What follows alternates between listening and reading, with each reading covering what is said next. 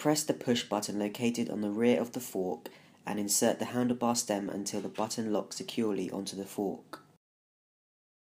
Tighten the bolts with the 5mm Allen key and 10mm spanner. Tighten bolts evenly and securely.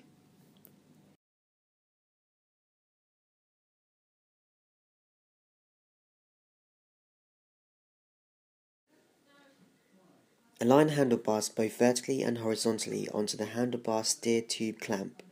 Install handlebar clamp and hardware and tighten evenly and securely with the 5mm Allen key and 10mm spanner.